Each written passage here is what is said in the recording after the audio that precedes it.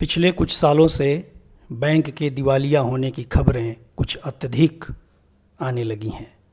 जैसे ही ये खबर आती है, न जाने कितने लोगों के होश उड़ जाते हैं, उनकी चिंताएं बढ़ जाती है। कुछ लोगों को धक्का लगता है और वे आत्महत्या कर लेते हैं।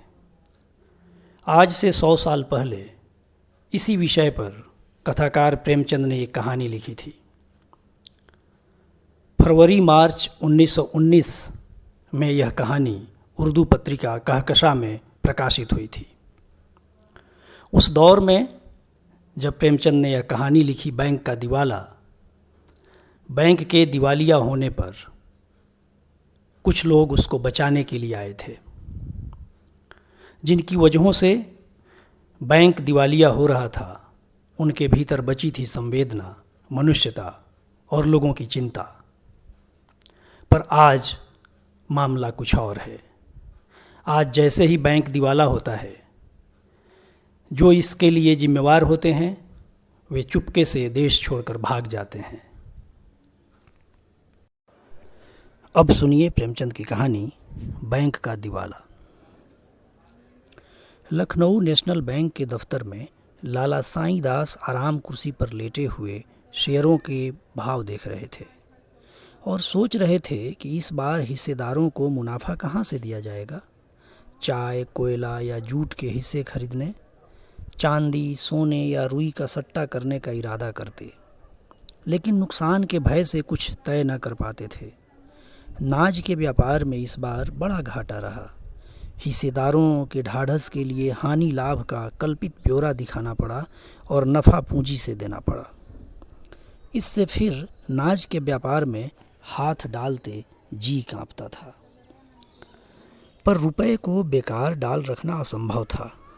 2-1 दिन में उसे कहीं न कहीं लगाने का उचित उपाय करना जरूरी था, क्योंकि डायरेक्टरों की तिमाही बैठक एक ही सप्ताह में होने वाली थी और यदि उस समय कोई निश्चय ही न हुआ तो आगे 3 महीने तक फिर कुछ न हो सकेगा और छमाही मुनाफे के बंटवारे के समय फिर वही फर्जी कार्रवाई करनी पड़ेगी, जिसको बार बार सहन करना बैंक के लिए कठिन है। बहुत देर तक इस उलझन में पड़े रहने के बाद साईं दास ने घंटी बजाई। इस पर बगल के दूसरे कमरे से एक बंगाली बाबू ने सिर निकाल कर झांका।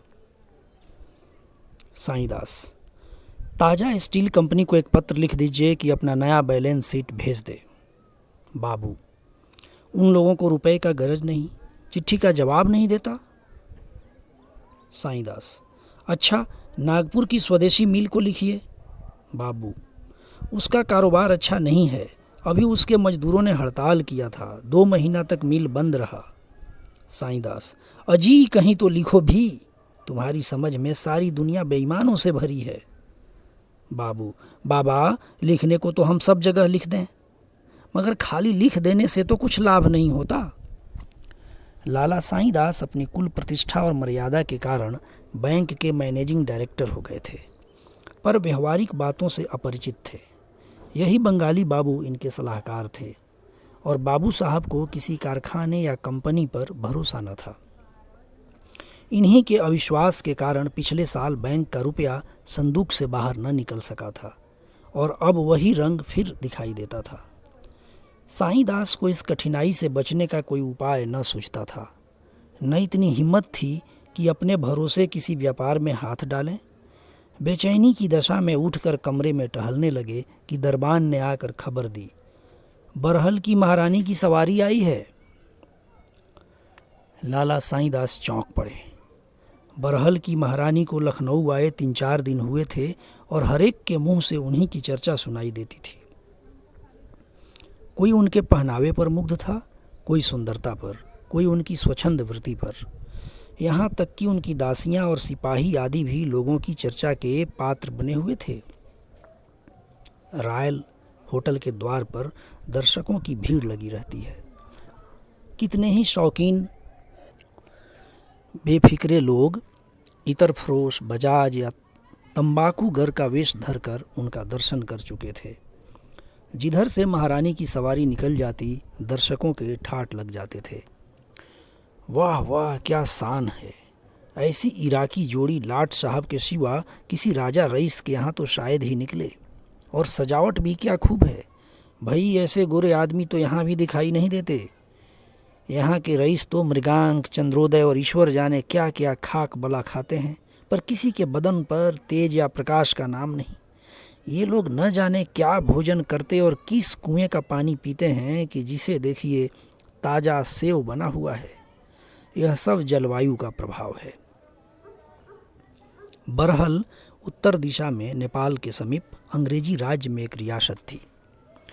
यद्यपि जनता उसे बहुत मालदार समझती थी, पर वास्तव में उस रियासत की आमदनी 2 लाख से अधिक न थी। हाँ, क्षेत्रफल बहुत विस्तृत था। बहुत भूमि ऊसर और उजाड़ थी। बसा हुआ भाग भी पहाड़ी और बंजर था। जमीन बहुत सस्ती उठती थी। लाला साईं दास ने तुरंत अलगनी से रेशमी सूट उतार कर पहन लिया और मेज पर आकर शान से बैठ गए, मानो राजा रानियों का यहाँ आना कोई साधारण बात है। दफ्तर के क्लर्क भी संभल गए। सारे बैंक में सन्नाटे की हलचल पैदा हो गई। दरबान ने पगड़ी संभाली, चौकीदार ने तलवार निकाली और अपने स्थान पर खड़ा हो गया। पंखा कुली की मीठी नींद भी टूटी और बंगाली बाबू महारानी के स्वागत के लिए दफ्तर से बाहर निकले। साईं दास ने बाहरी ठाठ तो बना लिया, किंतु चित्त आशा और भय से चंचल हो रहा था। एक रानी से व्यवहार करने का यह पहला ही अवसर था। घबराते थे कि बात करते बने या न बने। रईसों का मिजाज आसमान पर होता है। मालूम नहीं मैं बात करने में कहीं चूक जाऊं। उन्हें इस समय अपने में एक कमी मालूम हो रही थी। वह राजसी नियमों से अनभिज्ञ थे। उनका सम्मान किस प्रकार करना चाहिए, उनसे बातें करने में किन बातों का ध्यान रखना चाहिए, उनकी मर्यादा रक्षा के लिए कितनी नम्रता उचित है, इस प्रकार के प्रश्न से वह बड़े असमंजस में पड़े हुए थे और जी चाहता था किसी तरह परीक्षा से शीघ्र ही छुटकारा हो जाए। व्यापारियों, मामूली जमींदारों या रईसों से वह रुखाई और सफाई का बर्ताव किया करते थे और पढ़े लिखे सज्जनों से शील और शिष्टता का। इन अवसरों पर उन्हें किसी विशेष विचार की आवश्यकता न होती थी, पर इस समय बड़ी परेशानी हो रही थी, जैसे कोई लंकावासी तिब्बत में आ गया हो, जहाँ के रस्म रिवाज और बातचीत का उसे ज्ञान ही न हो। एकाएक उनकी दृष्टि घड़ी पर पड़ी। तीसरे पहर के 4 बज चुके थे, परंतु घड़ी अभी दोपहर की नींद में मगन थी। तारीख की सुई ने दौड़ में समय को भी मात कर दिया था। वह जल्दी से उठे कि घड़ी को ठीक कर दें। इतने में महारानी का कमरे में पदार्पण हुआ। साईं दास ने घड़ी को छोड़ा और महारानी के निकट जा बगल में खड़े हुए। निश्चय न कर सके कि हाथ मिलाएं या झुककर सलाम करें। रानी जी ने स्वयं हाथ बढ़ाकर उन्हें इस उलझन से छुड़ाया। जब कुर्सियों पर बैठ गए तो रानी के प्राइवेट सेक्रेटरी ने व्यवहार की बातचीत शुरू की। बरहल की पुरानी गाथा सुनाने के बाद उसने उन उन्नतियों का वर्णन किया जो रानी साहब के प्रयत्न से हुई थी। इस समय नहरों की एक शाखा निकालने के लिए 10 लाख रुपयों की आवश्यकता थी, परंतु उन्होंने एक हिंदुस्तानी बैंक से ही व्यवहार करना अच्छा समझा। अब यह निर्णय नेशनल बैंक के हाथ में था कि वह इस अवसर से लाभ उठाना चाहता है या नहीं। बंगाली बाबू, हम रुपया दे सकता है, मगर कागज पत्र देखे बिना कुछ नहीं कर सकता। सेक्रेटरी, आप कोई जमानत चाहते हैं? साईं दास उदारता से बोले, महाशय, जमानत के लिए आपकी जबान ही काफ़ी है। बंगाली बाबू, आपके पास रियासत का कोई हिसाब किताब है? लाला साईं दास को अपने हेड क्लर्क का दुनियादारी का बर्ताव अच्छा न लगता था। वह इस समय उदारता के नशे में चूर थे। महारानी की सूरत ही पक्की जमानत थी। उनके सामने कागज और हिसाब का वर्णन करना बनियापन जान पड़ता था, जिससे अविश्वास की गंध आती थी। महिलाओं के सामने हम शील और संकोच के पुतले बन जाते हैं। साईं दास बंगाली बाबू की ओर क्रूर कठोर दृष्टि से देखकर बोले, कागजों की जांच कोई आवश्यक बात नहीं है, केवल हमको विश्वास होना चाहिए। बंगाली बाबू, डायरेक्टर लोग कभी न मानेगा। साईं-दास, हमको इसकी परवाह नहीं, हम अपनी जिम्मेदारी पर रुपए दे सकते हैं। रानी ने साईं-दास की ओर कृतज्ञतापूर्ण दृष्टि से देखा। उनके होठों पर हल्की मुस्कुराहट दिखलाई पड़ी। परंतु डायरेक्टरों ने हिसाब किताब, आय व्यय देखना आवश्यक समझा और यह काम लाला साईं-दास के सुपुर्द हुआ, क्योंकि और किसी को अपने काम से फुर्सत न थी। वह एक पूरे दफ्तर का मुआयना करता। साईं-दास ने नियम पालन किया। 3-4 दिन तक हिसाब जांचते रहे, तब अपने इत्मीनान के अनुकूल रिपोर्ट लिखी। मामला तय हो गया, दस्तावेज लिखा गया, रुपए दे दिए गए। 9 रुपए सैकड़े ब्याज ठहरा। 3 साल तक बैंक के कारोबार में अच्छी उन्नति हुई। 6ठे महीने बिना कहे सुने 45,000 रुपये की थैली दफ्तर में आ जाती थी। व्यवहारियों को 5 रुपये सैकड़े ब्याज दे दिया जाता था। हिस्सेदारों को 7 रुपये सैकड़े लाभ था। साईं-दास से सब लोग प्रसन्न थे। सब लोग उनकी सूझबूझ की प्रशंसा करते, यहाँ तक कि बंगाली बाबू भी धीरे धीरे उनके कायल होते जाते थे। साईं-दास उनसे कहते, बाबूजी, विश्वास संसार से न लुप्त हुआ है न होगा। सत्य पर भरोसा करना प्रत्येक मनुष्य का धर्म है। जिस मनुष्य के चित्त से विश्वास जाता रहता है उसे मृतक समझना चाहिए। उसे जान पड़ता है मैं चारों ओर शत्रुओं से घिरा हुआ हूँ। बड़े से बड़े सिद्ध महात्मा भी रंगे सियार जान पड़ते हैं। सच्चे से सच्चे देश प्रेमी उसकी दृष्टि में अपनी प्रशंसा के भूखे ही ठहरते हैं। संसार उसे धोखे और छल से परिपूर्ण दिखाई देता है, यहाँ तक कि उसके मन में परमात्मा पर श्रद्धा और भक्ति भी लुप्त हो जाती है। एक प्रसिद्ध फिलॉसफर का कथन है कि प्रत्येक मनुष्य को जब तक कि उसके विरुद्ध कोई प्रत्यक्ष प्रमाण न पाओ, भला मानस ही समझो। वर्तमान शासन प्रथा इसी महत्वपूर्ण सिद्धांत पर गठित है। और घृणा तो किसी से करनी ही न चाहिए। हमारी आत्माएं पवित्र हैं, उनसे घृणा करना परमात्मा से घृणा करने के समान है। मैं यह नहीं कहता हूँ कि संसार में कपट छल है ही नहीं, है और बहुत अधिकता से है, परंतु उसका निवारण अविश्वास से नहीं, मानव चरित्र के ज्ञान से होता है और यह ईश्वर दत्त गुण है। मैं यह दावा तो नहीं करता, परंतु मुझे विश्वास है कि मैं मनुष्य को देखकर उसके आंतरिक भावों तक पहुँच जाता हूँ। कोई कितना ही वेश बदले, रंग रूप संवारे, परंतु मेरी अंतर्दृष्टि को धोखा नहीं दे सकता। यह भी ध्यान रखना चाहिए कि विश्वास से विश्वास उत्पन्न होता है और अविश्वास से अविश्वास। यह प्राकृतिक नियम है। जिस मनुष्य को आप शुरू से ही धूर्त, कपटी, दुर्जन समझ लेंगे, वह कभी आपसे निष्कपट व्यवहार न करेगा। वह एकाएक आपको नीचा दिखाने का यत्न करेगा। इसके विपरीत आप एक चोर पर भी भरोसा करें तो वह आपका दास हो जाएगा। सारे संसार को लूटे परंतु आपको धोखा न देगा। वह कितना ही कुकर्मी, अधर्मी क्यों न हो, पर आप उसके गले में विश्वास की जंजीर डालकर उसे जिस ओर चाहें ले जा सकते हैं। यहाँ तक कि वह आपके हाथों पुण्यात्मा भी बन सकता है।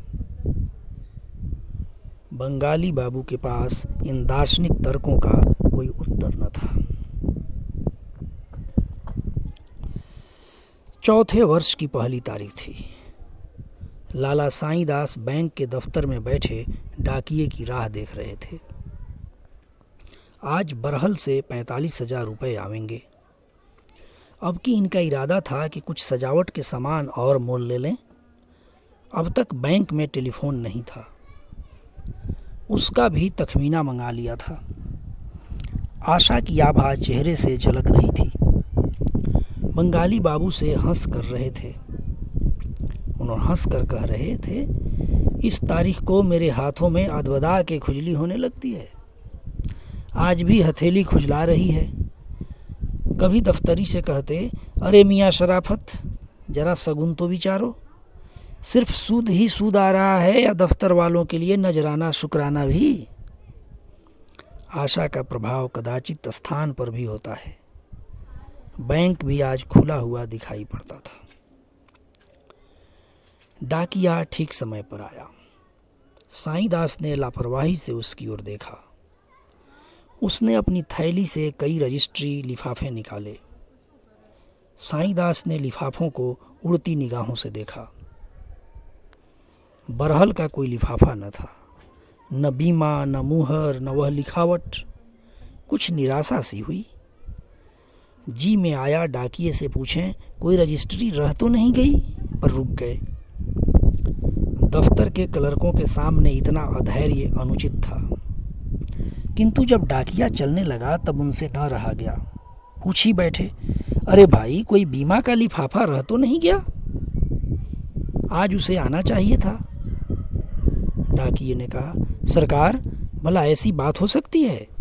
और कहीं भूल चूल चाहे जो भी हो जाए, पर आपके काम में कहीं भूल नहीं हो सकती। साईं दास का चेहरा उतर गया, जैसे कच्चे रंग पर पानी पड़ जाए। डाकिया चला गया तो बंगाली बाबू से बोले, यह देर क्यों हुई? और तो कभी ऐसा न होता था। बंगाली बाबू ने निष्ठुर भाव से उत्तर दिया, किसी कारण से देर हो गया होगा, घबराने की कोई बात नहीं। निराशा असंभव को संभव बना देती है। साईं दास को इस समय यह ख्याल हुआ कि कदाचित पार्सल से रुपए आते हों। हो सकता है 3000 अशर्फियों का पार्सल करा दिया हो। यद्यपि इस विचार को औरों पर प्रकट करने का उन्हें साहस न हुआ, पर उन्हें यह आशा उस समय तक बनी रही जब तक पार्सल वाला डाकिया वापस नहीं गया। अंत में संध्या को वह बेचैनी की दशा में उठकर घर चले गए। अब खत या तार का इंतजार था। 2-3 बार झुंझला कर उठे। डांट कर पत्र लिखूं और साफ साफ कह दूं कि लेन देन के मामले में वादा पूरा न करना विश्वासघात है। एक दिन की देर भी बैंक के लिए घातक हो सकती है। इससे यह होगा कि फिर कभी ऐसी शिकायत करने का अवसर न मिलेगा, परंतु फिर कुछ सोचकर न लिखा। शाम हो गई थी। कई मित्र आ गए। गपशप होने लगी। इतने में पोस्टमैन ने शाम की डाक दी। यूँ वह पहले अखबारों को खोला करते, पर आज चिट्ठियाँ खोली, किंतु बरहल का कोई खत न था। तब बेदम हो एक अंग्रेजी अखबार खोला। पहले ही तार का शीर्षक देखकर उनका खून सर्द हो गया। लिखा था, कल शाम को बरहल की महारानी जी का 3 दिन की बीमारी के बाद देहांत हो गया।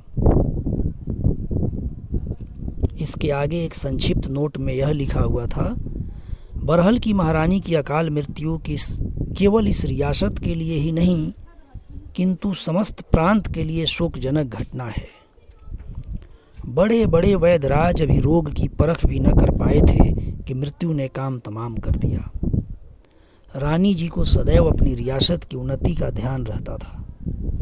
उनके थोड़े से राज्यकाल में ही उनसे रियासत को जो लाभ हुए हैं वे चिरकाल तक स्मरण रहेंगे। यद्यपि यह मानी हुई बात थी कि राज्य उनके बाद दूसरे के हाथ में जाएगा, तथापि यह विचार कभी रानी साहिबा के कर्तव्य पालन में बाधक नहीं बना। शास्त्रानुसार उन्हें रियासत की जमानत पर ऋण लेने का अधिकार न था, परंतु प्रजा की भलाई के विचार से उन्हें कई बार इस नियम का उल्लंघन करना पड़ा। हमें विश्वास है कि यदि वह कुछ दिन और जीवित रहती तो रियासत को ऋण से मुक्त कर देती। उन्हें रात दिन इसका ध्यान रहता था, परंतु इस असामयिक मृत्यु ने अब यह फैसला दूसरों के अधीन कर दिया। देखना चाहिए इन ऋणों का क्या परिणाम होता है। हमें विश्वस्त रीति से यह मालूम हुआ है कि नए महाराज ने, जो आजकल लखनऊ में विराजमान हैं, अपने वकीलों की सम्मति के अनुसार मृतक महारानी के ऋण संबंधी हिसाबों को चुकाने से इनकार कर दिया है। हमें भय है कि इस निश्चय से महाजनी टोले में बड़ी हलचल पैदा होगी और लखनऊ के कितने ही धन संपत्ति के स्वामियों को यह शिक्षा मिल जाएगी कि ब्याज का लोभ कितना अनिष्टकारी होता है। लाला साईं दास ने अखबार मेज पर रख दिया और आकाश की ओर देखा। जो निराशा का अंतिम आश्रय है। अन्य मित्रों ने भी यह समाचार पढ़ा। इन प्रश्नों पर वाद विवाद होने लगा। साईंदास पर चारों ओर से बौछार पड़ने लगी।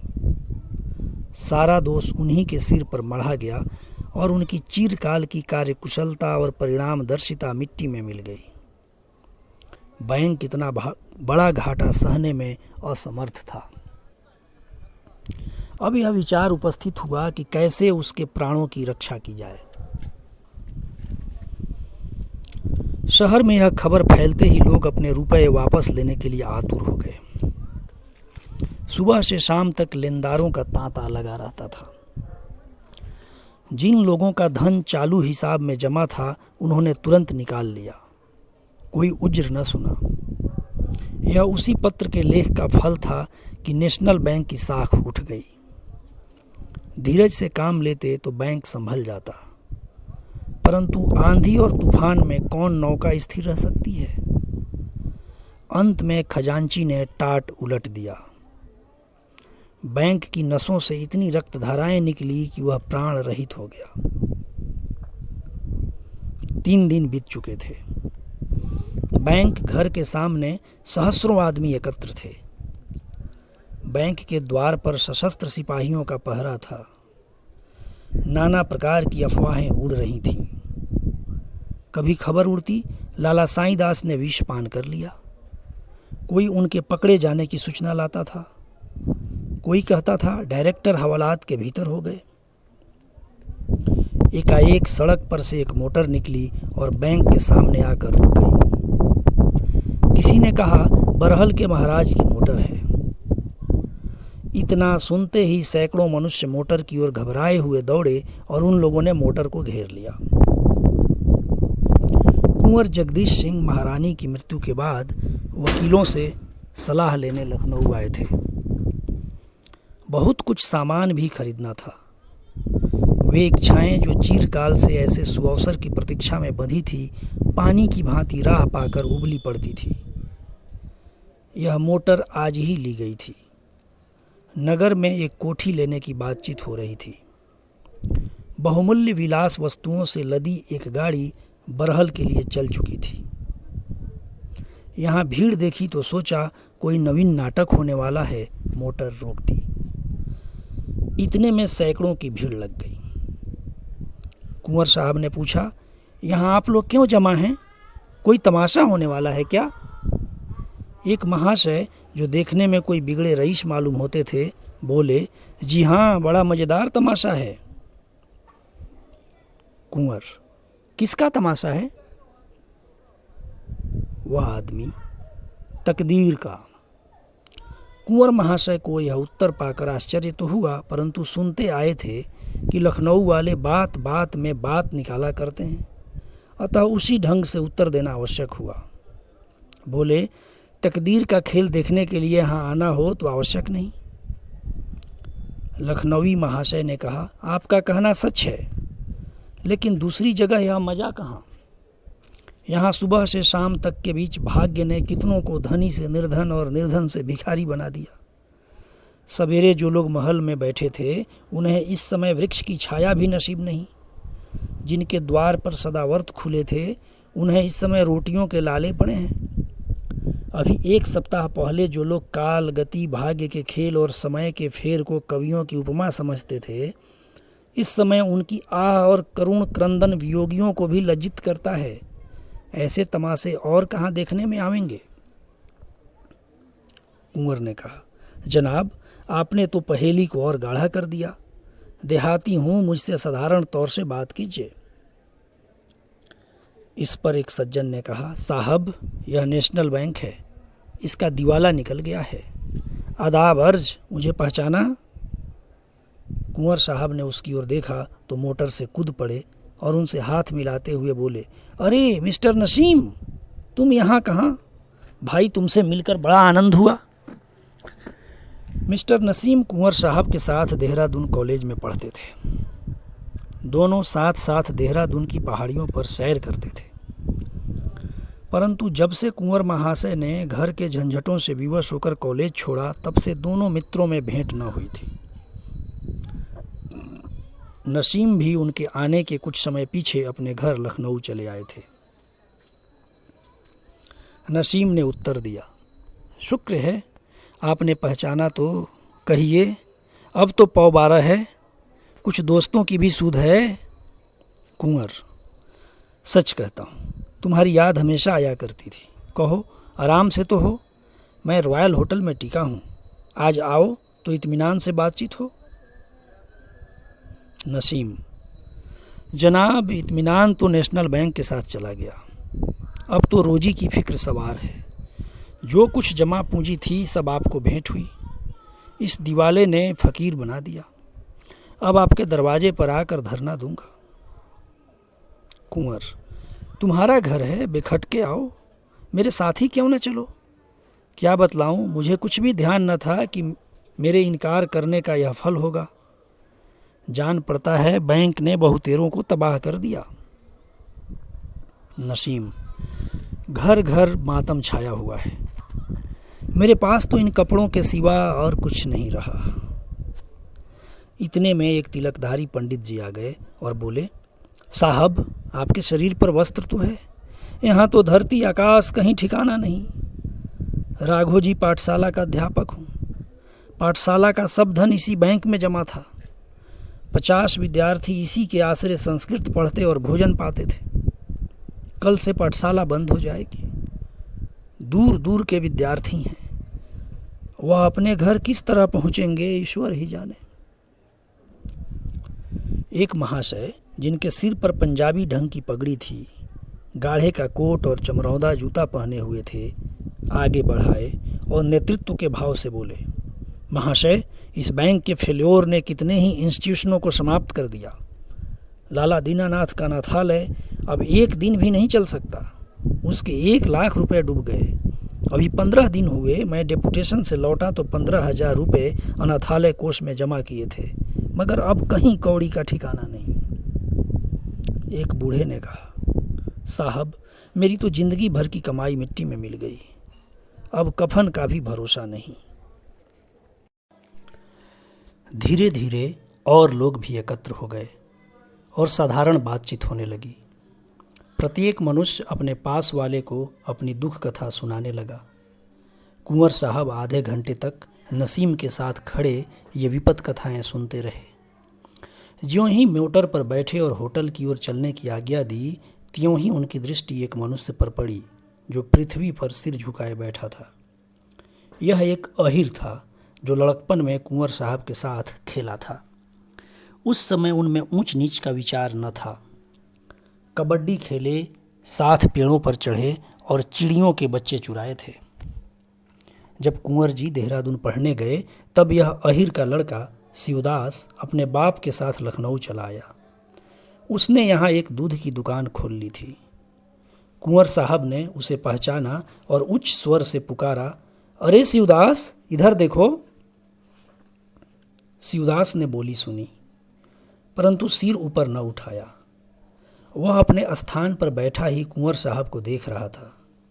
बचपन के वे दिन याद आ रहे थे जब वह जगदीश के साथ गुल्ली डंडा खेलता था, जब दोनों बूढ़े गफूर मियाँ को मुंह चिढ़ाकर घर में छिप जाते थे, जब वह इशारों से जगदीश को गुरुजी के पास बुला लेता था और दोनों रामलीला देखने चले जाते थे। उसे विश्वास था कि कुंवर जी मुझे भूल गए होंगे। वे लड़कपन की बातें अब कहाँ मैं और कहाँ यह। लेकिन कुंवर साहब ने उसका नाम लेकर बुलाया तो उसने प्रसन्न होकर मिलने के बदले और भी सिर नीचा कर लिया और वहाँ से टल जाना चाहा। कुंवर साहब की सहृदयता में वह साम्य भाव न था, मगर कुंवर साहब उसे हटते देखकर मोटर से उतरे और उसका हाथ पकड़कर बोले, अरे शिवदास क्या मुझे भूल गए। अब शिवदास अपने मनोवेग को रोक न सका। उसके नेत्र डबडबा आए। कुंवर के गले से लिपट गया और बोला, भूला तो नहीं, पर आपके सामने आते लज्जा आती है। कुंवर, यहाँ दूध की दुकान करते हो क्या? मुझे मालूम ही न था, नहीं अठवारों से पानी पीते पीते जुकाम क्यों होता। आओ इसी मोटर में बैठ जाओ, मेरे साथ होटल तक चलो, तुमसे बात करने को जी चाहता है। तुम्हें बरहल ले चलूँगा और एक बार फिर गुली डंडे का खेल खेलेंगे। शिवदास, ऐसा न कीजिए, नहीं तो देखने वाले हंसेंगे। मैं होटल में आ जाऊँगा, वही हजरतगंज वाले होटल में ठहरे हैं ना? कुंवर, हाँ, अवश्य आओगे ना? शिवदास, आप बुलाएंगे और मैं ना आऊँगा? कुंवर, यहाँ कैसे बैठे हो? दुकान तो चल रही है ना? शिवदास, आज सवेरे तक तो चलती थी, आगे का हाल नहीं मालूम। कुंवर, तुम्हारे रुपए भी बैंक में जमा थे क्या? शिवदास, जब आऊँगा तो बताऊँगा। कुंवर साहब मोटर पर आ बैठे और ड्राइवर से बोले, होटल की ओर चलो। ड्राइवर हुजूर ने व्हाइट वे कंपनी की दुकान पर चलने की आज्ञा जो दी थी। कुंवर, अब उधर न जाऊंगा। ड्राइवर, जेकब साहब बैरिस्टर के यहाँ भी न चलेंगे? कुंवर झुंझला कर कहा, नहीं, कहीं मत चलो, मुझे सीधे होटल पहुंचाओ। निराशा और विपत्ति के इन दृश्यों ने जगदीश सिंह के चित्त में यह प्रश्न उपस्थित कर दिया था कि अब मेरा क्या कर्तव्य है। आज से 7 वर्ष पूर्व जब बरहल के महाराज ठीक युवावस्था में घोड़े से गिरकर मर गए थे और विरासत का प्रश्न उठा, तो महाराज के कोई संतान न होने के कारण वंश क्रम मिलाने से उनके चचेरे भाई ठाकुर राम सिंह को विरासत का हक पहुंचता था। उन्होंने दावा किया, लेकिन न्यायालयों ने रानी को ही हकदार ठहराया। ठाकुर साहब ने अपीलें की, प्रीवी काउंसिल तक गए, परंतु सफलता न हुई। मुकदमेबाजी में लाखों रुपए नष्ट हुए। अपने पास की मिल्कियत भी हाथ जाती रही, किंतु हार कर भी वे चैन से न बैठे। सदैव विधवा रानी को छेड़ते रहे। कभी असामियों को भड़काते, कभी आसानियों से रानी की बुराई करते, कभी उन्हें जाली मुकदमों में फंसाने का उपाय करते। परंतु रानी बड़े जीवट की स्त्री थी। वह भी ठाकुर साहब के प्रत्येक आघात का मुंहतोड़ उत्तर देती। हाँ, इस खींचतान में उन्हें बड़ी बड़ी रकमें अवश्य खर्च करनी पड़ती थी। असामियों से रुपए न वसूल होते, इसलिए उन्हें बार बार ऋण लेना पड़ता था, परंतु कानून के अनुसार उन्हें ऋण लेने का अधिकार न था। इसलिए उन्हें या तो इस व्यवस्था को छिपाना पड़ता था या सूद की गहरी दर स्वीकार करनी पड़ती थी। कुंवर जगदीश सिंह का लड़कपन तो लाड़ प्यार में बीता था, परंतु जब ठाकुर राम सिंह मुकदमेबाजी से बहुत तंग आ गए और यह संदेह होने लगा कि कहीं रानी की चालों से कुंवर साहब का जीवन संकट में न पड़ जाए, तो उन्होंने विवश होकर कुंवर साहब को देहरादून भेज दिया। कुंवर साहब वहाँ 2 वर्ष तक तो आनंद से रहे, किंतु ज्यों ही कॉलेज की प्रथम श्रेणी में पहुँचे कि पिता स्वर्ग परलोकवासी हो गए। कुंवर साहब को पढ़ाई छोड़नी पड़ी। बरहल चले आए। सिर पर कुटुंब पालन और रानी से पुरानी शत्रुता को निभाने का बोझ आ पड़ा। उस समय से महारानी के मृत्यु काल तक उनकी दशा बहुत गिरी रही। ऋण या स्त्रियों के गहनों के सिवा और कोई आधार न था। उस पर कुल मर्यादा की रक्षा की चिंता भी थी। ये 3 वर्ष तक उनके लिए कठिन परीक्षा के समय थे। आए दिन साहूकारों से काम पड़ता था। उनके निर्दय बाणों से कलेजा छिद गया था। हाकिमों के कठोर व्यवहार और अत्याचार भी सहने पड़ते, परंतु सबसे हृदय विदारक अपने आत्मीय जनों का बर्ताव था, जो सामने बात न करके बगली चोटें करते थे, मित्रता और ऐक्य की आड़ में कपट हाथ चलाते थे। इन कठोर यातनाओं ने कुंवर साहब को अधिकार, स्वेच्छाचार और धन संपत्ति का जानी दुश्मन बना दिया था। वह बड़े भावुक पुरुष थे। संबंधियों की अकृपा और देश बंधुओं की दुर्नीति उनके हृदय पर काला चिन्ह बनाती जाती थी। साहित्य प्रेम ने उन्हें मानव प्रकृति का तत्वान्वेषी बना दिया था, और जहाँ यह ज्ञान उन्हें प्रतिदिन सभ्यता से दूर ले जाता था, वहाँ उनके चित्त में जन्म सत्ता, साम्यवाद के विचार पुष्ट करता जाता था। उन पर प्रकट हो गया था कि यदि सद्व्यवहार जीवित है तो वह झोंपड़ों और गरीबों में ही है। उस कठिन समय में जब चारों ओर अंधेरा छाया हुआ था, उन्हें कभी कभी सच्ची सहानुभूति का प्रकाश यहीं दृष्टिगोचर हो जाता था। धन संपत्ति को यह श्रेष्ठ प्रसाद नहीं, ईश्वर का प्रकोप समझते थे, जो मनुष्य के हृदय से दया और प्रेम के भावों को मिटा देता है। यह वह मेघ है जो चित्त के प्रकाशित तारों पर छा जाता है। परंतु महारानी की मृत्यु के बाद ज्यों ही धन संपत्ति ने उन पर वार किया, बस दार्शनिक तर्कों की यह चाल चूर चूर हो गई। आत्मनिदर्शन की शक्ति नष्ट हो गई। वे मित्र बन गए जो शत्रु सरीखे थे, और जो सच्चे हितैषी थे वे विस्मृत हो गए। साम्यवाद के मनोगत विचारों में घोर परिवर्तन आरंभ हो गया। हृदय में असहिष्णुता का उद्भव हुआ। त्याग ने भोग की ओर सिर झुका दिया। मर्यादा की बेड़ी गले में पड़ी। वे अधिकारी जिन्हें देखकर उनके तेवर बदल जाते थे, अब उनके सलाहकार बन गए। दीनता और दरिद्रता को, जिनसे उन्हें सच्ची सहानुभूति थी, देखकर अब वह आंखें मूंद लेते थे। इसमें संदेह नहीं कि कुंवर साहब अब भी साम्यवाद के भक्त थे, किंतु उन विचारों के प्रकट करने में वह पहले की जैसी स्वतंत्रता न थी। विचार अब व्यवहार से डरता था। उनके कथन को कार्यरूप में परिणत करने का अवसर प्राप्त था। अब वह कार्य क्षेत्र कठिनाइयों से घिरा हुआ जान पड़ता था। बेगार के वह जानी दुश्मन थे, परंतु अब बेगार को बंद करना दुष्कर प्रतीत होता था। स्वच्छता और स्वास्थ्य रक्षा के वह भक्त थे, किंतु अब धन व्यय न करके भी उन्हें ग्रामवासियों की ही ओर से विरोध की शंका होती थी। असामियों से पोत उगाहने में कठोर बर्ताव को वह पाप समझते थे, मगर अब कठोरता के बिना काम चलता न जान पड़ता था। सारांश यह कि कितने ही सिद्धांत जिन पर पहले उनकी श्रद्धा थी, अब असंगत मालूम होते थे। परंतु आज जो दुखजनक दृश्य बैंक के हाथे में नजर आए, उन्होंने उनके दया भाव को जागृत कर दिया। उस मनुष्य की सी दशा हो गई जो नौका में बैठा सुरम्य तट की शोभा का आनंद उठाता हुआ किसी शमशान के सामने आ जाए, चिता पर लाशें जलती देखे, शोक संतप्तों के करुण क्रंदन को सुने और नाव से उतरकर उनके दुख में सम्मिलित हो जाए। रात के 10 बज गए थे। कुंवर साहब पलंग पर लेटे थे। बैंक के हाथे का दृश्य आंखों के सामने नाच रहा था। वही विलाप ध्वनि कानों में आ रही थी। चित्त में प्रश्न हो रहा था, क्या इस विडंबना का कारण मैं ही हूं? मैंने तो वही किया जिसका मुझे कानूनन अधिकार था। यह बैंक के संचालकों की भूल है जो उन्होंने बिना पूरी जमानत के इतनी रकम कर्ज दे दी। लेनदारों को उन्हीं की गर्दन नापनी चाहिए।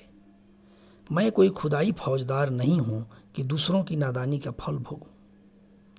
फिर विचार पलट गया। मैं नाहक इस होटल में ठहरा। 40 रुपये प्रतिदिन देने पड़ेंगे। कोई 400 रुपये के मत्थे जाएगी।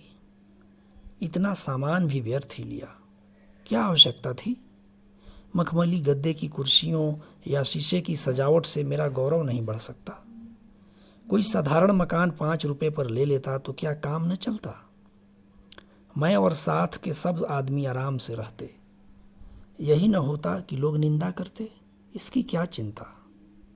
जिन लोगों के मत्थे यह ठाठ कर रहा हूं, वे गरीब तो रोटियों को तरसते हैं। यही 10-12 हजार रुपये लगाकर कुएं बनवा देता तो सहस्रों दिनों का भला होता। अब फिर लोगों के चकमे में ना आऊँगा। यह मोटर कार व्यर्थ है। मेरा समय इतना महंगा नहीं है कि घंटे आध घंटे की किफ़ायत के लिए 200 रुपये महीने का खर्च बढ़ा लूँ। फाका करने वाले असामियों के सामने मोटर दौड़ाना उनकी छातियों पर मूंग दलना है।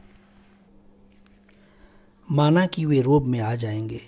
जिधर से निकल जाऊंगा, सैकड़ों स्त्रियां और बच्चे देखने के लिए खड़े हो जाएंगे। मगर केवल इतने ही दिखावे के लिए इतना खर्च बढ़ाना मूर्खता नहीं है? यदि दूसरे रईस ऐसा करते हैं तो करें, मैं उनकी बराबरी क्यों करूं? अब तक 2000 रुपये सालाना में मेरा निर्वाह हो जाता था। अब 2 के बदले 4000 बहुत हैं। फिर मुझे दूसरों की कमाई इस प्रकार उड़ाने का अधिकार ही क्या है? मैं कोई उद्योग धंधा, कोई कारोबार नहीं करता जिसका यह नफ़ा हो।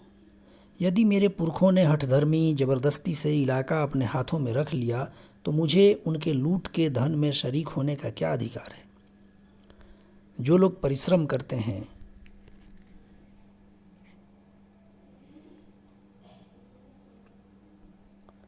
उन्हें अपने परिश्रम का पूरा फल मिलना चाहिए।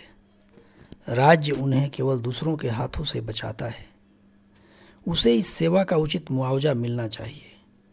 बस मैं तो राज्य की ओर से यह मुआवजा वसूल करने के लिए नियत हूँ। इसके सिवा इन गरीबों की कमाई में मेरा और कोई भाग नहीं। बेचारे दिन हैं, मूर्ख हैं, बेजबान हैं। इस समय हम इन्हें चाहे जितना सता लें, इन्हें अपने स्वत्व का ज्ञान नहीं। मैं अपने महत्व को नहीं समझता, पर एक समय ऐसा अवश्य आएगा जब इनके मुंह में भी जुबान होगी, इन्हें भी अपने अधिकारों का ज्ञान होगा। तब हमारी दशा बुरी होगी। ये भोग विलास मुझे अपने आदमियों से दूर किए देते हैं। मेरी भलाई इसी में है कि इन्हीं में रहूं, इन्हीं की भांति जीवन निर्वाह और इनकी सहायता करूं। कोई छोटी मोटी रकम होती तो कहता, लाओ, जिस सिर पर बहुत भार है उसी तरह यह भी सही। मूल के अलावा कई हजार रुपए सूद के अलग हुए। फिर महाजनों के भी 3 लाख रुपए। रियासत की आमदनी 1.5-2 लाख रुपए सालाना है, अधिक नहीं। मैं इतना बड़ा साहस करूं भी तो किस बीते पर? हाँ, यदि बैरागी हो जाऊं तो संभव है मेरे जीवन में यदि कहीं अचानक मृत्यु न हो जाए तो यह झगड़ा पाक हो जाए।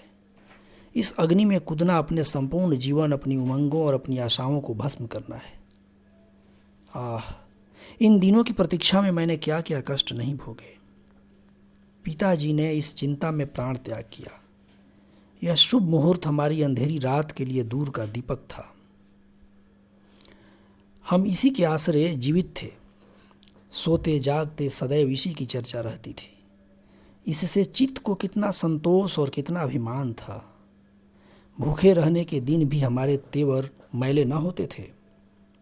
जब इतने धैर्य और संतोष के बाद अच्छे दिन आए तो उससे कैसे विमुख हुआ जाए।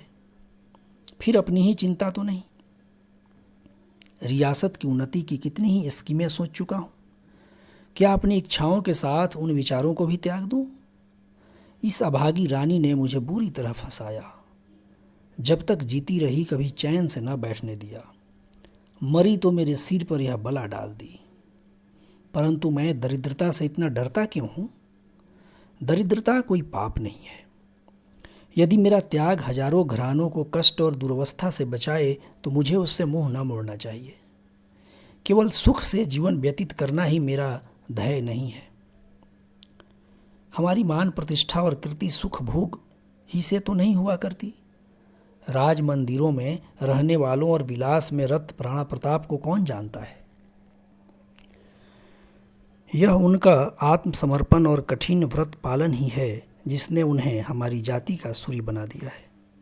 श्री रामचंद्र ने यदि अपना जीवन सुख भोग में बिताया होता तो आज हम उनका नाम भी न जानते। उनके आत्म बलिदान ने ही उन्हें अमर बना दिया। हमारी प्रतिष्ठा धन और विलास पर अवलंबित नहीं है।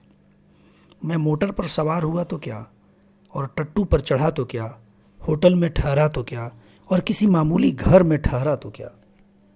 बहुत होगा तालुकेदार लोग मेरी हंसी उड़ावेंगे, इसकी परवाह नहीं।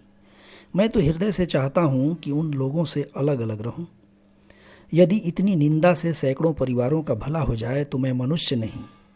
यदि प्रसन्नता से उसे सहन न करूँ, यदि अपने घोड़े और फीटन, सैर और शिकार, नौकर चाकर और स्वार्थ साधक हित मित्रों से रहित होकर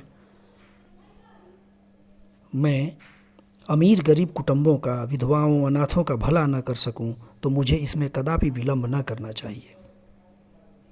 सहस्रों परिवारों के भाग्य इस समय मेरी मुट्ठी में है।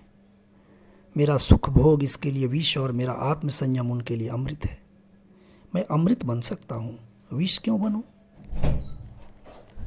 और फिर इसे आत्मत्याग समझना भी मेरी भूल है। यह एक संयोग है कि मैं आज इस जायदाद का अधिकारी हूँ। मैंने उसे कमाया नहीं, उसके लिए रक्त नहीं बहाया, न पसीना बहाया। यदि वह जायदाद मुझे न मिली होती तो मैं सहस्रों दिन भाइयों की भांति आज जीविकोपार्जन में लगा रहता।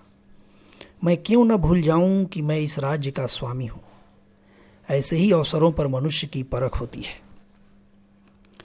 मैंने वर्षों पुस्तकावलोकन किया, वर्षों परोपकार के सिद्धांतों का अनुयायी रहा। यदि इस समय उन सिद्धांतों को भूल जाऊं, स्वार्थ को मनुष्यता और सदाचार से बढ़ने दूं, तो वस्तुतः यह मेरी अत्यंत कायरता और स्वार्थपरता होगी। भला स्वार्थ साधन की शिक्षा के लिए गीता, मिल, एमर्सन और अरस्तु का शिष्य बनने की क्या आवश्यकता थी? यह पाठ तो मुझे अपने दूसरे भाइयों से ही यूं ही मिल जाता।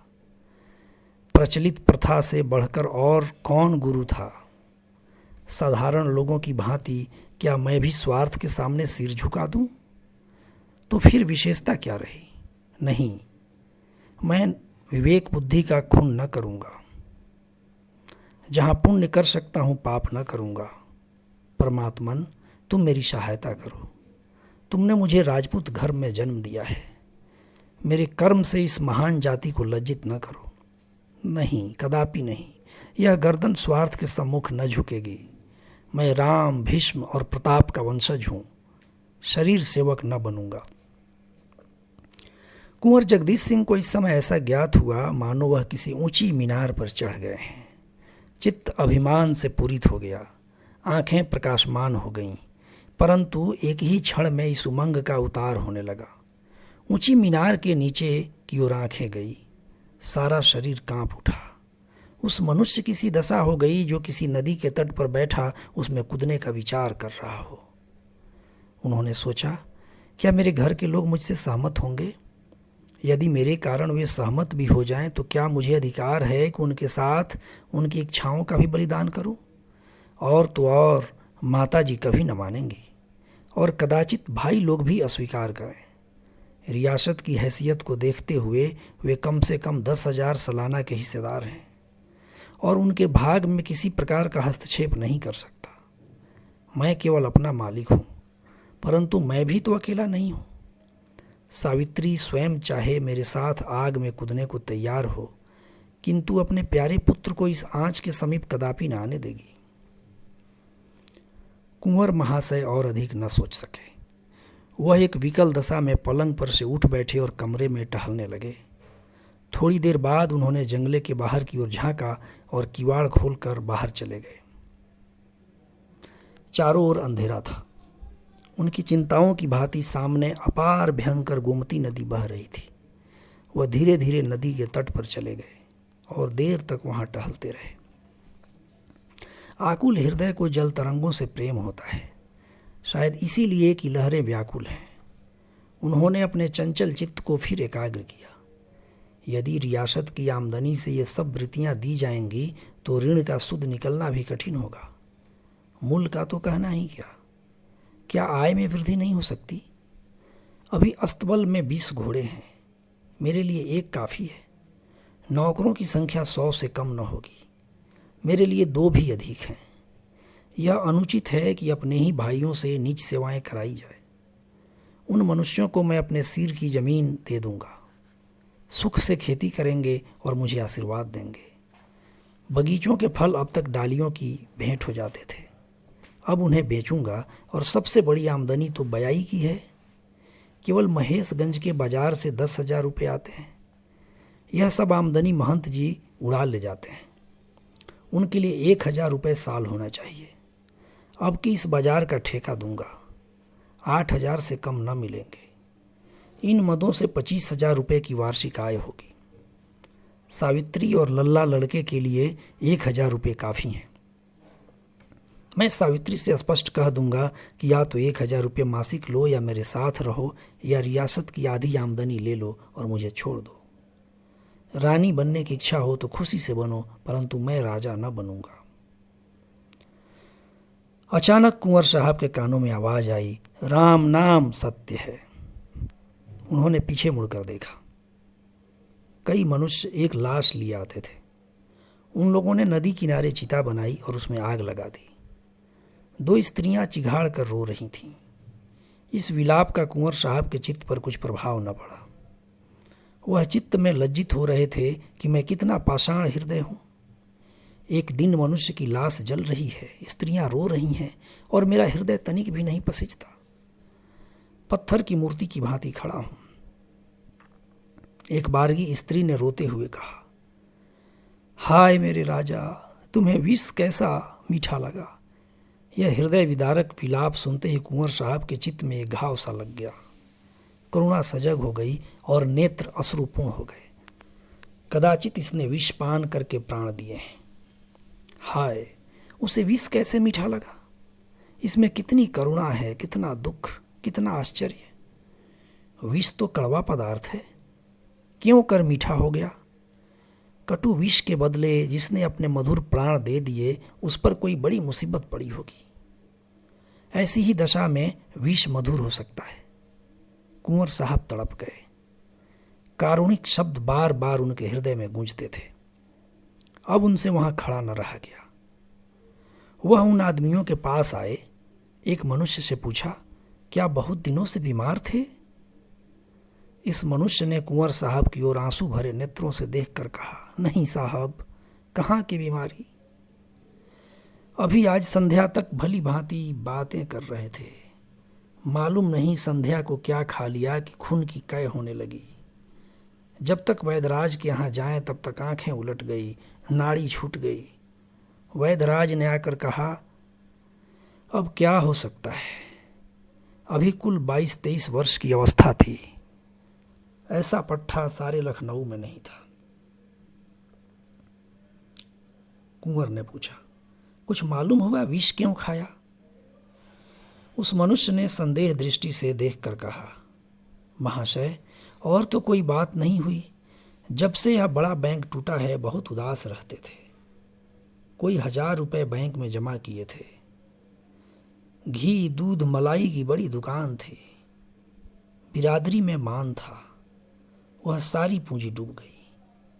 हम लोग रोकते रहे कि बैंक में रुपए मत जमा करो, किंतु होनहार यह थी, किसी की नहीं सुनी। आज सवेरे स्त्री से गहने मांगते थे कि गिरवी रखकर अहीरों के दूध के दाम दे दें।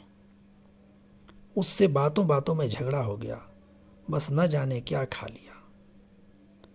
कुंवर साहब का हृदय कांप उठा। तुरंत ध्यान आया, शिवदास तो नहीं है। पूछा, इनका नाम शिवदास तो नहीं था?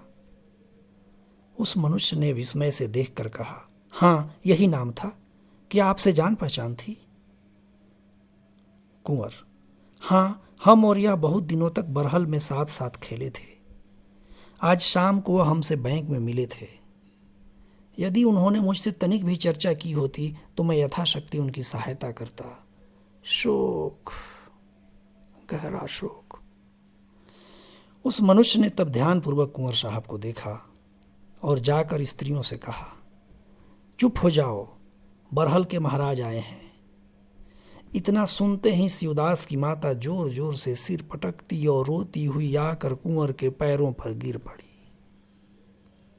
उसके मुख से केवल ये शब्द निकले, बेटा बचपन से जिसे तुम भैया कहा करते थे, और गला रूंध गया। कुंवर महाशय की आंखों से भी अश्रुपात हो रहा था। शिवदास की मूर्ति उनके सामने खड़ी यह कहती देख पड़ती थी कि तुमने मित्र होकर मेरे प्राण लिए। भोर हो गई, परंतु कुंवर साहब को नींद न आई। जब से वह गोमती तीर से लौटे थे, उनके चित्त पर एक वैराग्य सा छाया हुआ था। वह कारुणिक दृश्य उनके स्वार्थ के तर्कों को छिन्न भिन्न किए देता था। सावित्री के विरोध, लल्ला के निराशायुक्त हठ और माता के कुछ शब्दों का अब उन्हें लेश मात्र भी भय न था। सावित्री कूढ़ेगी कूढ़े, लल्ला को भी संग्राम के क्षेत्र में कूदना पड़ेगा, कोई चिंता नहीं। माता प्राण देने पर तत्पर होंगी, क्या हर्ज है। मैं अपनी स्त्री, पुत्र तथा हित मित्रादि के लिए सहस्रों परिवारों की हत्या न करूँगा। हाय, शिवदास को जीवित रखने के लिए मैं ऐसी कितनी रियासतें छोड़ सकता हूँ। सावित्री को भूखों रहना पड़े, लल्ला को मजदूरी करनी पड़े, मुझे द्वार द्वार भीख मांगनी पड़े, तब भी दूसरों का गला न दबाऊंगा। अब विलंब का अवसर नहीं। न जाने आगे यह दिवाला और क्या क्या आपत्तियां खड़ी करे। मुझे इतना आगा पीछा क्यों हो रहा है? यह केवल आत्मनिर्बलता है, वरना यह कोई ऐसा बड़ा काम नहीं जो किसी ने न किया हो। आए दिन लोग रुपए दान पुण्य करते हैं। मुझे अपने कर्तव्य का ज्ञान है, उससे क्यों मुंह मोड़ूं? जो कुछ हो, चाहे जो सिर पर पड़े, इसकी क्या चिंता। कुंवर ने घंटी बजाई। एक क्षण में अर्दली आंखें मलता हुआ आया। कुंवर साहब बोले, अभी जेकब बैरिस्टर के पास जाकर मेरा सलाम दो, जाग गए होंगे, कहना जरूरी काम है। नहीं, यह पत्र लेते जाओ, मोटर तैयार करा लो।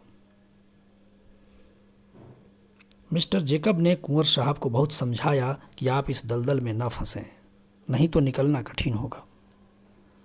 मालूम नहीं अभी इतनी ऐसी रकमें हैं जिनका आपको पता नहीं, परंतु चित्त में दृढ़ हो जाने वाला निश्चय चूने का फर्श है जिसको आपत्ति के थपेड़े और भी पुष्ट कर देते हैं। कुंवर साहब अपने निश्चय पर दृढ़ रहे। दूसरे दिन समाचार पत्रों में छपवा दिया कि मृत महारानी पर जितना कर्ज है वह हम सकारते हैं और नियत समय के भीतर चुका देंगे। इस विज्ञापन के छपते ही लखनऊ में खलबली मच गई।